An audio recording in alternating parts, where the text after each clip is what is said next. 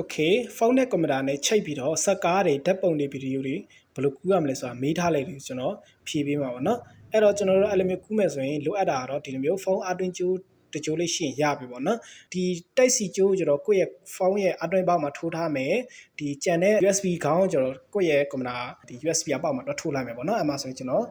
ထိုးလိုက်ပါမယ်ပြီးတော့ရင်ဒီဘက်ကျန်တဲ့တိုက်စီကိုကျွန်တော်ရဲ့ကွန်ပျူတာရဲ့အတွင်းကျိုးမှာထိုးလိုက်မယ်ပေါ့နော်ကိုယ့်ရဲ့ဖုန်းအတွင်းကျိုးပေါက်မှာအတွင်းကောင်းလေးထိုးလိုက်ပြီဆိုတာ ਨੇ ကိုယ့်ရဲ့ဖုန်းရဲ့ဒီအပေါ်ကနေဆွဲချလိုက်မယ်ပေါ့နော်အဲ့မှာဆိုရင်ဒီမှာဒီလို noti လေးတက်လိုက်မယ်ပေါ့နော်ဒါပေမဲ့ဒီလိုမျိုး Xiaomi ဖုန်းတွေ Redmi ဖုန်းတွေတချို့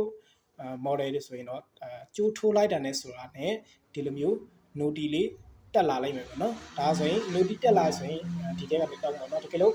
noti မတက်လာတဲ့လူတွေကအပေါ်ကနေဆွဲချလိုက်မယ်ပြီးဒါလေးကိုနှိပ်ပြလိုက်ပြီးတော့အထဲဝင်လိုက်မယ်ပေါ့နော်အဲ့တော့ဒီထဲရောက်ပြီဆိုရင်ကျွန်တော်တို့ကအဓိကရွေးရမှာက file transfer ဆိုတဲ့စကားလုံးပါတဲ့ဟာကိုရွေးရမှာเนาะ file transfer တကယ်လို့မြန်မာနဲ့မြန်မာ language မြန်မာဘာသာစကားပြောင်းပေးထားတဲ့လူတွေကfile လို့ရေးလိုက်မှာเนาะ file အပြောင်းရွှေ့ပါညာပါလားလည်းတစ်ခုရေးလိုက်မယ်အဓိကဒီ file transfer ပါတာကိုရွေးရမှာเนาะအဒီအောက်က photos transfer ဆိုတာကိုမရွေးနဲ့ပေါ့เนาะတကယ်လို့ file transfer ဆိုတော့ပို့ပြီးတော့အဆင်ပြေလိမ့်မယ်အဲ့မှာဆိုကျွန်တော်က file transfer ပါတာကိုရွေးလိုက်မယ်ဒီမှာတော့ကျွန်တော် log down တာเนาะ password down တာကျွန်တော် password ရိုက်ထည့်လိုက်မယ်ပေါ့เนาะokay အဲ့ဒါဆိုရင်အဲ့ဒါပြီးရင်တော့ကျွန်တော်တို့ကိုယ့်ရဲ့ကွန်ပျူတာတွေကိုတွားလိုက်မယ်ပေါ့နော် okay ကျိုးတွေပါချိတ်ပြီးတော့ဆိုရင်ကိုယ့်ရဲ့ကွန်ပျူတာမှာပေါ့နော်ကိုယ့်ရဲ့ကွန်ပျူတာဒီ desktop ပေါ်မှာ test PC ဆိုတာကိုရှာလိုက်မယ်တွေ့ပြီဆိုရင်အထက်ဝင်လိုက်ပေါ့နော်တချို့ကွန်ပျူတာတွေမှာဒီ test PC ကပျောက်နေတတ်တယ်ပေါ့နော်တကယ်လို့ test PC ကမရှိဘူးဆိုရင်ကိုယ့်ရဲ့ keyboard ကနေ window ရဲ့ e ရဲ့တွဲနှိပ်လိုက်မယ်ဆိုရင်လည်းရတာပေါ့နော်တူတူပါပဲဒီဟာလေးကတစ်ခါလေးဒီလိုဖြစ်နေတတ်တယ်တော့မဟုတ်ဒီလိုဖြစ်နေတတ်တယ်နောက်တစ်ခုကဒီဘက်ချမ်းမှာဒီ quick access ဆိုတဲ့ထဲကိုရောက်နေတတ်တယ်ပေါ့နော်အဲဆိုရင်ဒီထဲရောက်တော့ဆိုရင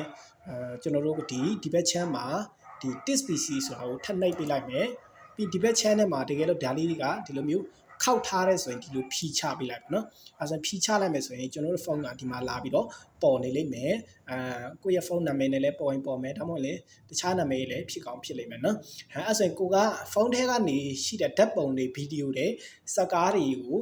ကွန်ပျူတာထဲထည့်ချင်တယ်ဆိုရင်ဒီဖုန်းထဲကိုအရင်ဝင်လိုက်နော်ဖုန်းထဲအရင်ဝင်လိုက်မယ်ပြီးရင်ဒီထဲထပ်ဝင်လိုက်မယ်ဝင်ပြီးတော့ပြီဆိုရင်တကယ်လို့ကိုယူချင်တဲ့ပုံကဥပမာဒီကင်မရာနဲ့ရိုက်ထားတာမျိုးတို့ screenshot တို့ဘာလို့ဆိုရင်သူကဘယ်ထဲရှိလဲဆိုရင် DCIM ဆိုတဲ့ဒီ folder ထဲမှာရှိတယ်ပေါ့နော်အမှဆိုရင်ဒါကင်မရာနဲ့ရိုက်ထားတာမျိုးဆိုရင်ကင်မရာရိုက်ထားတာဆိုရင်ဒီထဲရှိလိမ့်မယ် screenshot နဲ့ရိုက်ထားတာမျိုးဆိုရင်ဒီထဲရှိမယ်ပေါ့နော်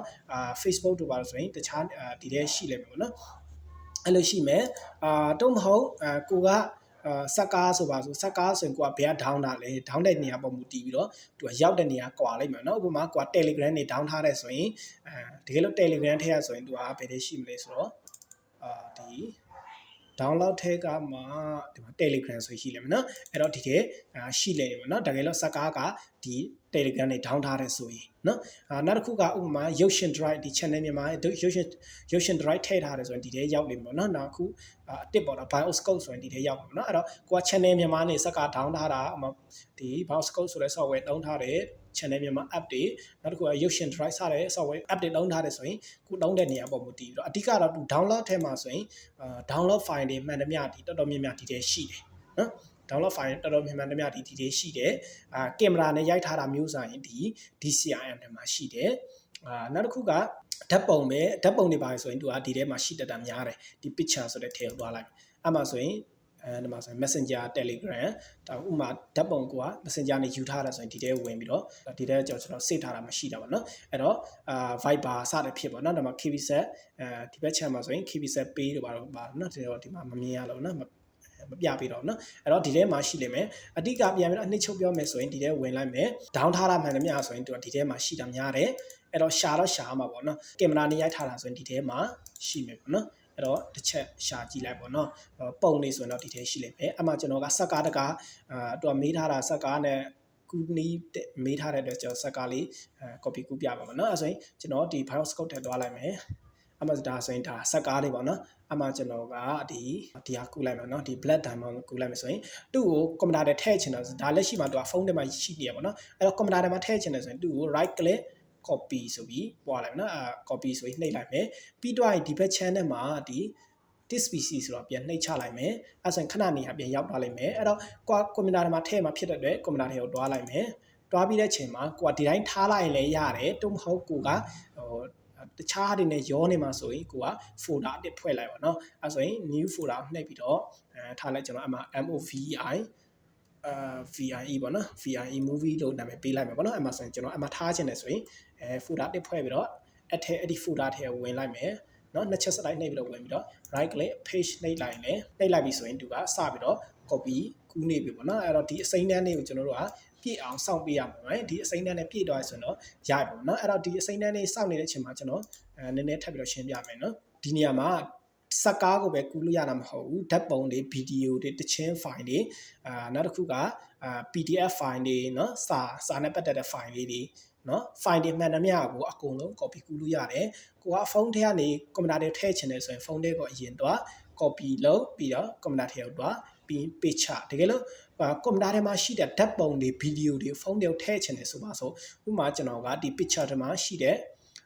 ဒီကွန်ပျူတာထဲမှာဒီ picture ထဲမှာရှိတဲ့ဒီဓာတ်ပုံတွေဆိုပါတော့ဥပမာဒါကမ္ဘာမြေပုံကိုကျွန်တော်ကဖုန်းနဲ့ထည့်ချင်တယ်ဆိုရင်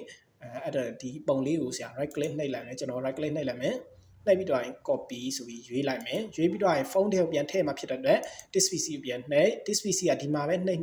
ဒီမှာပဲနှိပ်တူပဲပေါ့နော်အဲ့ဒီဖုန်းထဲမှာပြန်ထည့်မှဖြစ်တဲ့အတွက်ဖုန်းထဲကိုပြန်တွားပြီးတဲ့အချိန်မှာ